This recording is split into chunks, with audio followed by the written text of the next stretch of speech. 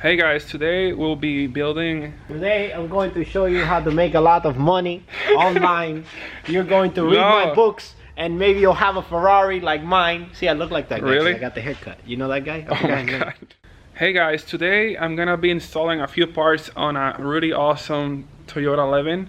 This car is sick. I already converted it from fuel injection back to carb because the guy wanted to keep it really old school. So I got these nice ITBs with carburetors. Today I will be installing an aluminum radiator upgrade and Defi gauges. Here we have the Defi Link Advanced. We'll be installing water temperature, oil pressure, and also oil temperature. To install the oil pressure gauge and temperature, I'll be using an oil filter sandwich. Then we have an aluminum radiator and we have electric fans. To begin with the build, we're gonna start by draining the coolant. Then I'm gonna remove the clutch fan, these 4 bolts right here that eliminates the mechanical fan attached to the engine. Then we're gonna remove the coolant hoses and I'm gonna install the new radiator with the electric fans. We have a random Marco at the shop which is checking out Lizardi's car. What? What are you looking for? Just stuff. You know, I'm allowed to look at stuff. Are you looking at stuff? I think you're just looking at the coilovers. No. Is that what you're looking at? I'm leaving. Well, you're leaving? I thought you were helping with the car. Helping? I'm tired, man. You're tired? From doing what? Oh, you ate all that food at the Cuban place. Yeah, I'm ready for a nap. I'm saying that we should put that engine in the car instead. No. What is that? That's the turbo version of the engine. It's a 4AGE, but it's turbocharged. Look how clean this engine is. I still have to rebuild it later anyways. It's still a tiny turbo. Look at it. Yeah, it's a little baby turbo. What's with people putting such tiny little turbos? Like, look, this is how big the turbo is. In the meantime, Marco needs to take the wheels off Nicole's car to bring in back to Adam. He's gonna use those fresh wheels for something. So I'm going to install another set of injectors back in the car so I can move it around, and then we're gonna remove the rear wheels.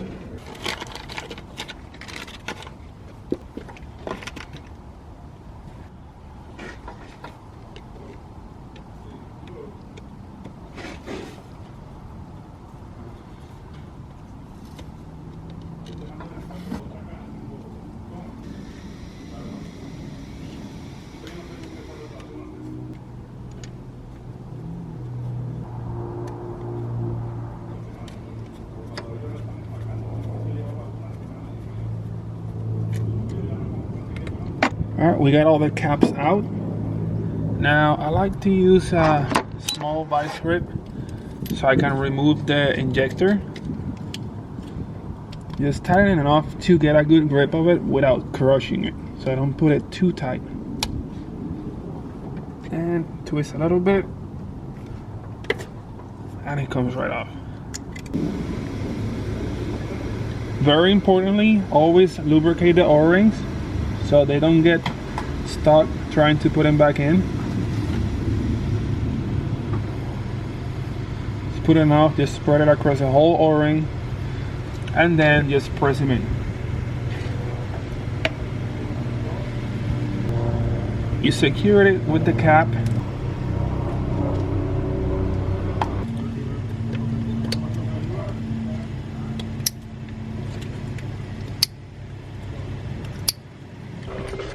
Oh god, Nicole really drives this car really close. I have to move the seat back a little bit.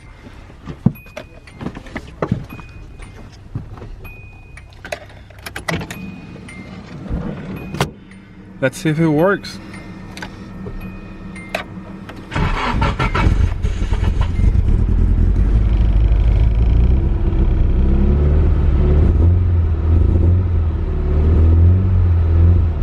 Works. You just gotta tune it again, but I can at least move it around. See, I told you it was a lot easier than pushing it around.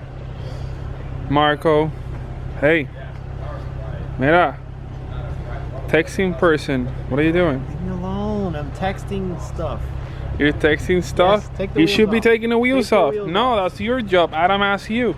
I already did the job to make it a lot easier by moving the car. Get some jack stands. Jack stands? For what? Just put like blocks or something there. Who needs jack stand for that? I'm just kidding. I'll go get him. Alright, so I got the aluminum radiator installed.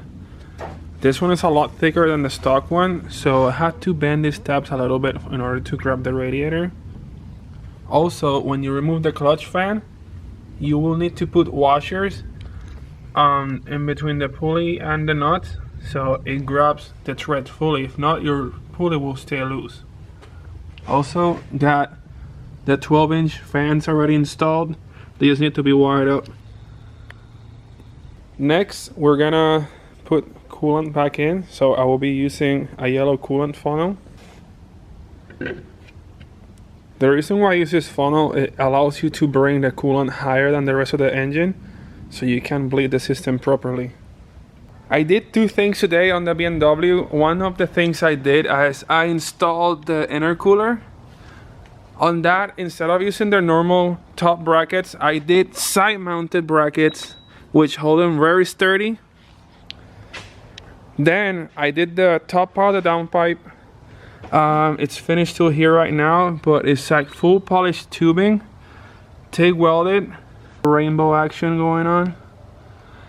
So one of the things I did on the downpipe is, since I'm running polyurethane motor mounts, I can get very close over here since the engine's not gonna shake that much, but I left a lot of room between the valve cover and the downpipe so it doesn't melt. The next thing that I'm doing is that I'll be installing the intake manifold. I'll install the coolant lines. Oh, there's fireworks going on. And then after that, I can move on to making the custom wire harness for the engine, since I'll be running a standalone ECU. What was that? I need to take mine, guys. We are going to change oil in the car. Good impression. I'm gonna do it the other way around. Adam, what are we doing? Car's breaking? My car doesn't break up. What are you doing? My car is chilling at the house. It's resting. At the house? Bro, I'm so blind. I'll do it. Why you tell me Russian roulette? No, because I'll take a bullet. I was trying to do it before no one would let me. Do it. Do it. Let's go. Oh my god, he's gonna burn himself. Oh, no. This way. Screw this. Oh shit, I can't. You got it. He's a pro at this. Oh, I didn't do anything. What do you think he's gonna do? Did you overheat it? Okay, it is. No, it's just I wanted to let it bleed a little. Well, last time you had freaking. What's the temperature on it? We gotta bleed it. We get the 10mm. We gotta bleed it over there in the neck. So I have more people wearing some awesome Big Boost shirts.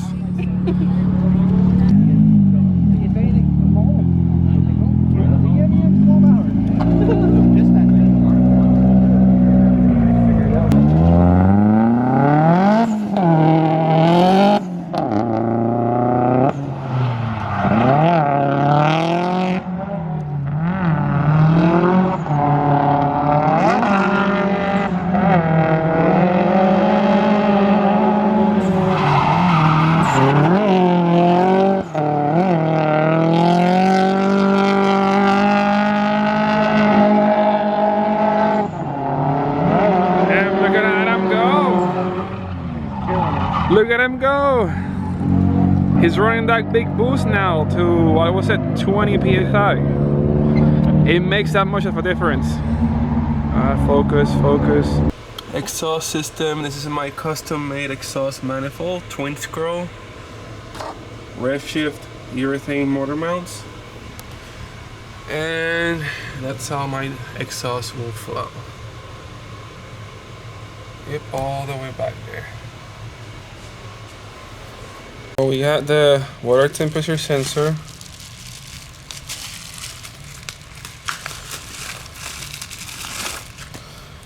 This is a 1/8 NPT thread.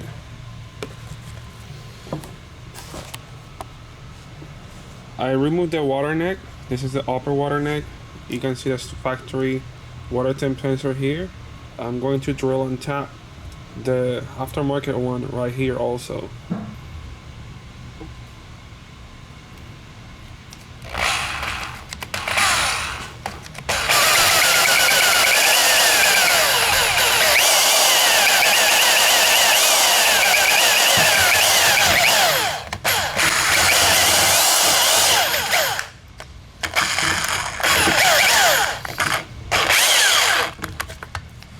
Yeah, I need a better drill on this. This drill sucks.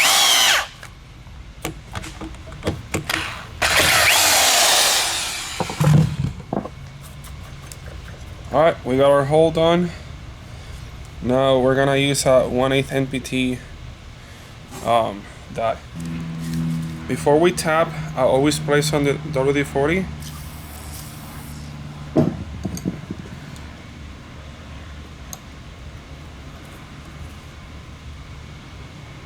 And slowly and straight, just tap.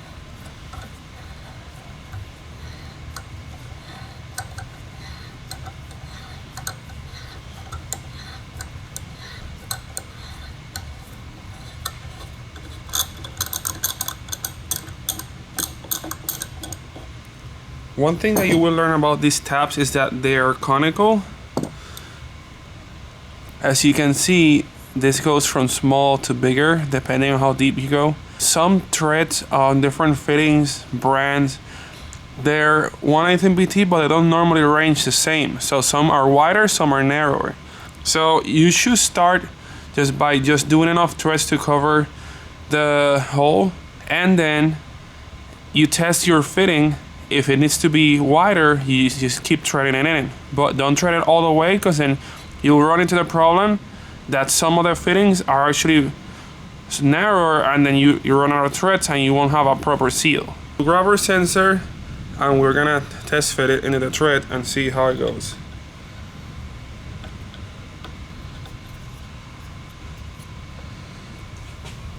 And by finger, I got about 3 turns. So that's about perfect of what we're looking for. To get the job done right, I'm gonna need to go through my supply of Permatex products and look for high temperature thread sealant. I don't think these are it. Got dielectric grease, couple thread lockers. There's ultra gray. No, this is not it. Oh wait, I think that's it right here. This is what we're looking for. It's high temperature thread sealant. We'll apply some of this on the threads and we'll have proper sealing on the sensor and it will not leak. So we will now just use this easy squirt tube and apply just a small little bit of thread sealant on this. Oh, that was a little too much. Now we just spread it.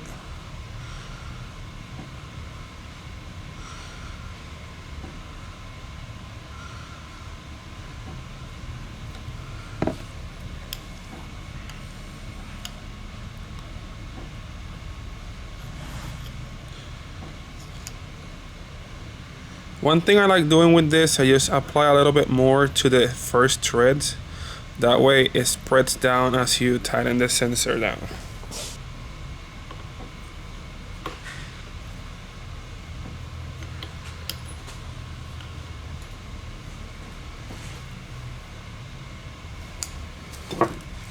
So it's a 14mm head.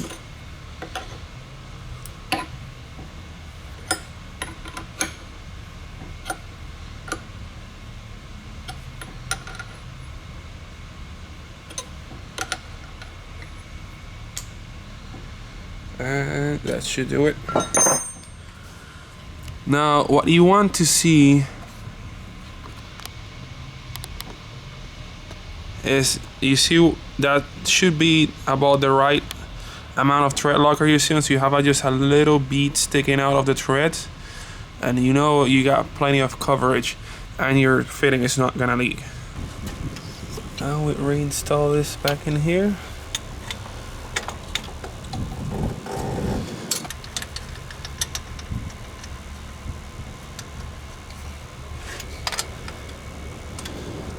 It doesn't fit.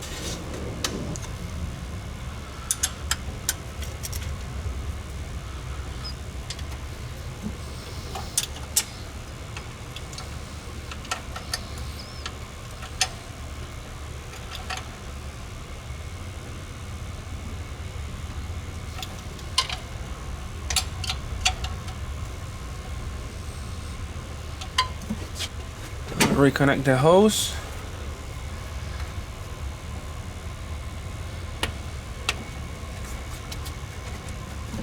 and replace a clamp.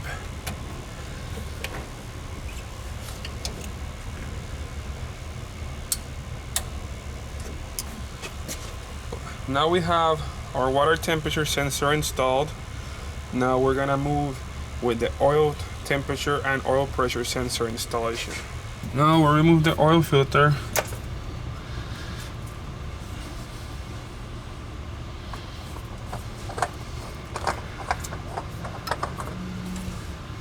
I will be placing an oil filter sandwich, which is gonna go where the oil filter mounts and the filter mounts to that.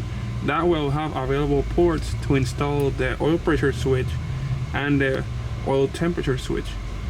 The oil filter sandwich will come equipped with a few different sizes for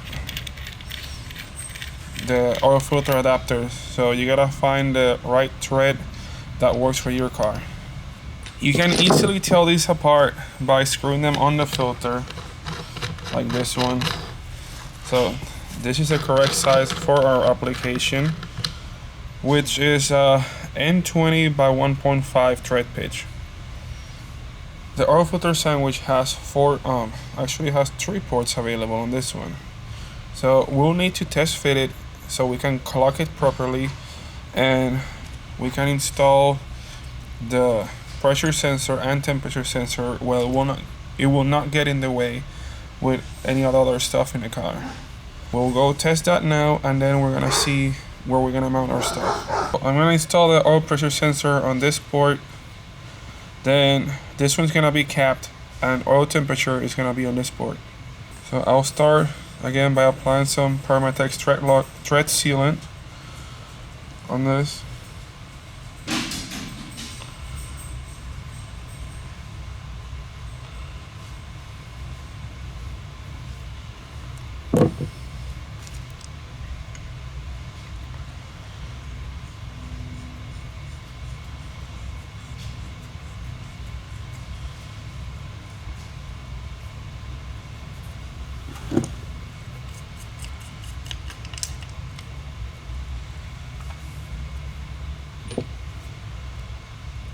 And give it a good tight. There. Now we're gonna install the block-off plug.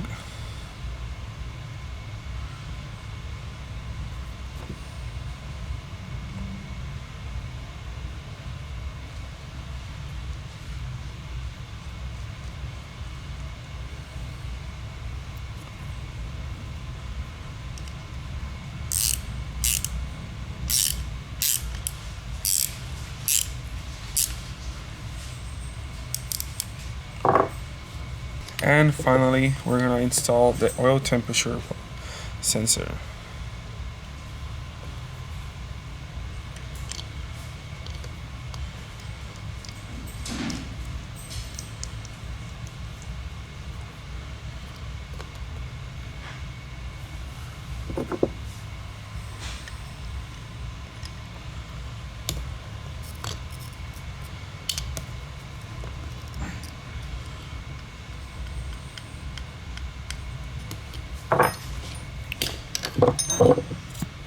We'll seal this back up so we can reuse it. And our oil filter sandwich is assembled and ready to be installed. Very importantly, we want to apply some red thread locker to this piece on the part that screws to the engine block, not the part that goes into the oil filter. While we do this, we want to be able to retain this, so whenever you install and reinstall the oil filter, it does not spin this anymore, because this is going to be securing the oil filter sandwich to the block. So you want this to be always firm and not move when you're installing or reinstalling your oil filter.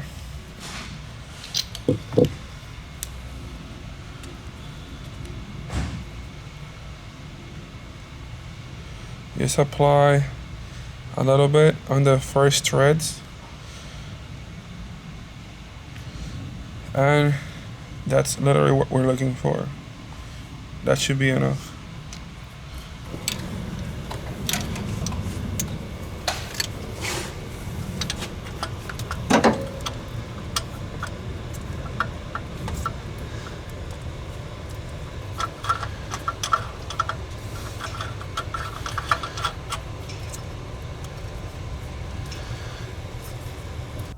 Now we'll begin wiring the system, which this is like the control unit.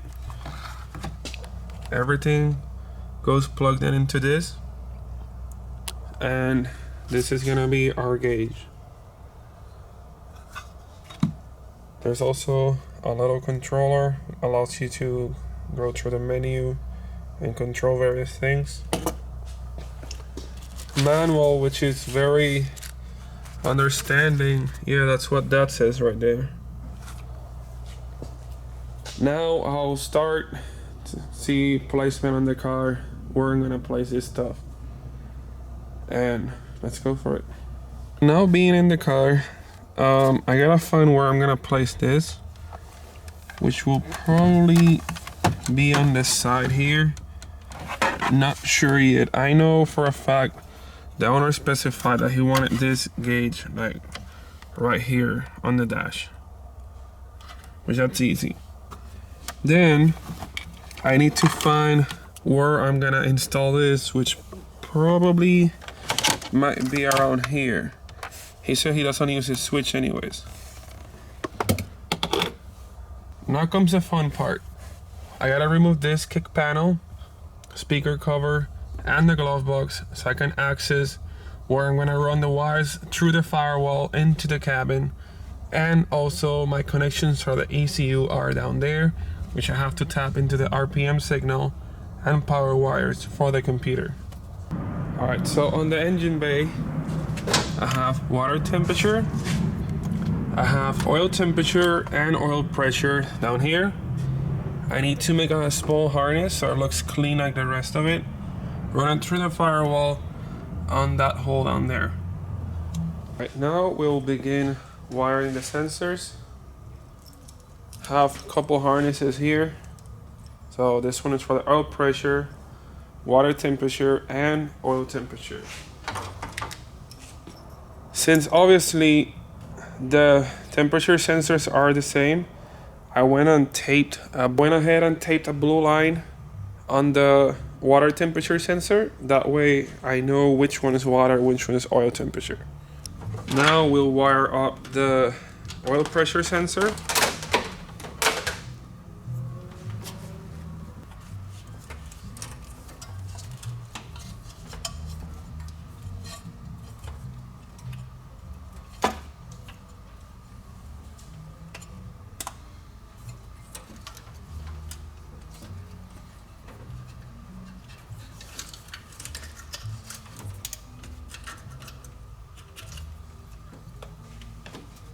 Then we have the oil temperature sensor.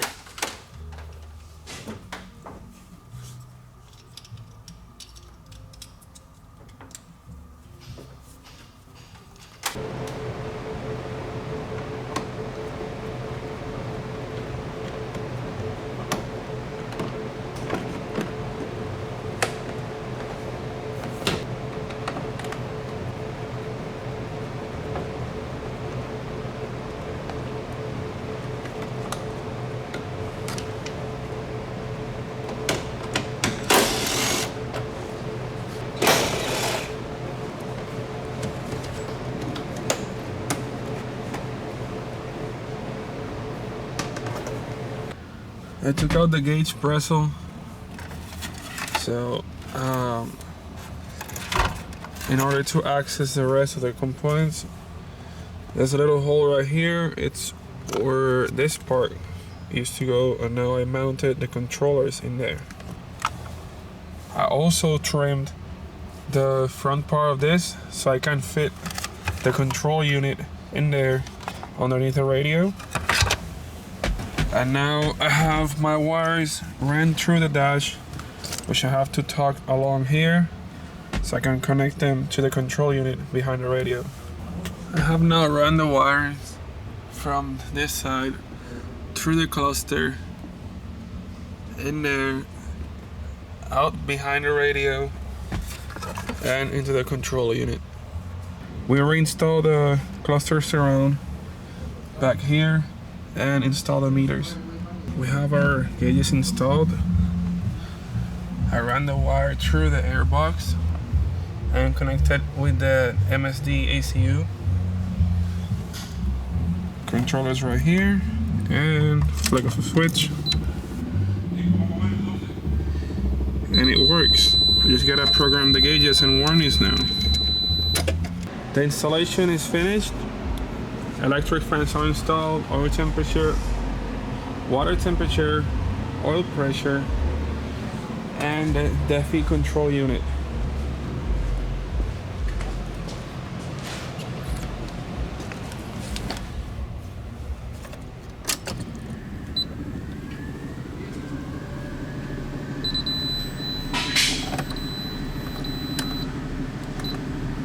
Cookies are now being delivered to your local fresh market. So Control buttons, the display, the control unit is down here underneath the radio. Wideband is functioning, and we're good.